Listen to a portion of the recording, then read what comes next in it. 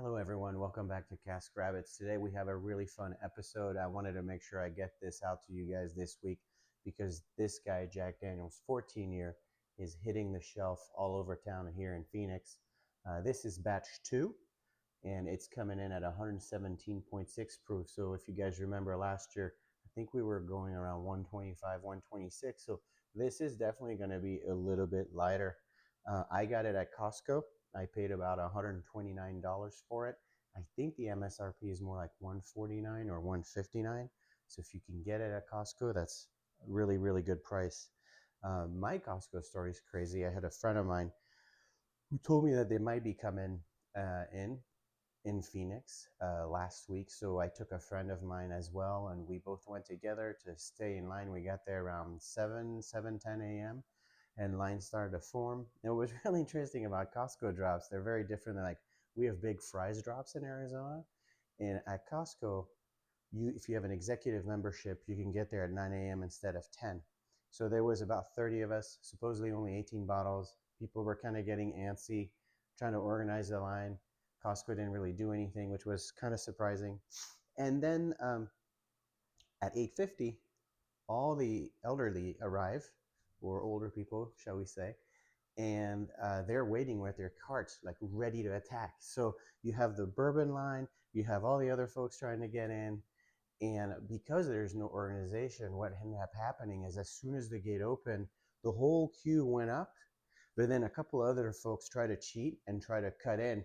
So there's a lot of yelling and people telling them to get the hell out of there and don't cut in line. So anyway, in the end, I was number 5 and number 6 with my friend, and we were able to get our JD14. But it was quite emotional, and some folks are crazy over bourbon. Like the fact that they would try to cheat and cut in line is just kind of a sad thing when you're, especially when you're, you know, these are like guys in their 40s, 50s. Come on, we can be better than that. That's for sure. All right, well, let's get in there, right? This is what we're doing is we're reviewing Jack 14. So let's kind of take a look at the nose. You definitely feel the banana. I feel like the brown sugar, caramel, um, just kind of the, oaky. But there is a little bit of a fruit note in there too, a little brightness that I didn't get, I don't think, last year. And maybe it's because it's lower proof. Yeah, it's nice though. It's definitely. I thought actually I want to reopen my. I have one more batch one. Now I kind of want to open it to see against this because for me last year I loved the JD12 and I thought the 14 was okay, good. It's a very good bourbon, but I really liked the 12. I thought it was just more balanced. So let's see. Let's try it on the palate. Mm. Mm. Oh wow. So it's spicy, quite spicy actually, more than I remembered. I tried it a little bit yesterday. Very spicy, thick. Um, it's quite a punch, honestly.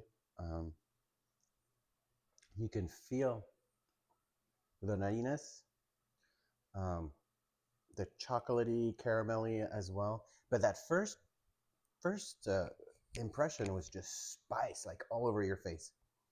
It's literally there. I wonder if it also needs to open up a little bit more. That's probably very possible.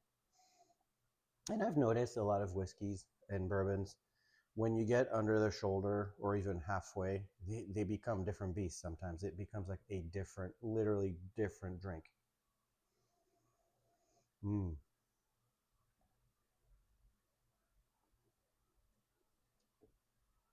I think the first time I took too big of a swig.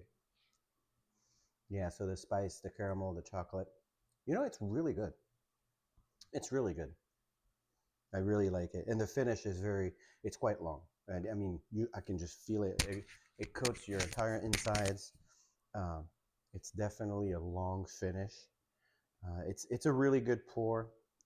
Like I said, for me, a lot of like the oak, the barrel char, the caramel. It's definitely there. It does linger for quite a while. It's a big bottle. Again, it's 14 years, right? So you have to like the oak for sure. I'm very curious. I heard that some folks were saying that this year, the 10 year was the best. I do have a 10-year. We'll do a review of that. Maybe we'll do a side by side of the 14 and the 10. I don't have the 12. Oh, actually, we do have the 12. I do have a sample of the 12, so we can try that as well. And I have a 12 that's open, but that's an older 12.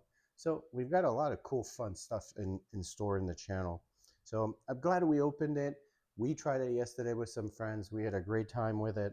Um, Definitely, what I would say is for the money, 130 to 150, you're getting your $10 per year. So it's definitely a good buy. It's an excellent bottle. Um, would I back it up? Do I need to back it up? If you find another one, I mean, they're so hard to find in the first place. So you're very happy to just get one bottle. But if you could get another, you probably would do that. Or maybe you get one so you can trade for something else that you want, because these really do retain their value really well. So that's never a bad situation, versus what we're seeing in the bourbon market right now, where a lot of these products like E.H. Taylor, Blanton's, some of the other stuff, ooh, those values are kind of plummeting in terms of like trading values. So JD seems to, this one especially, seems to be holding on pretty well. Okay, guys, well, that's it for another episode of caskrabbits. I hope you guys enjoyed our Jack Daniels 14 review, and we'll talk to you guys really soon. I hope you have a wonderful day. Take care. That was good. I'm getting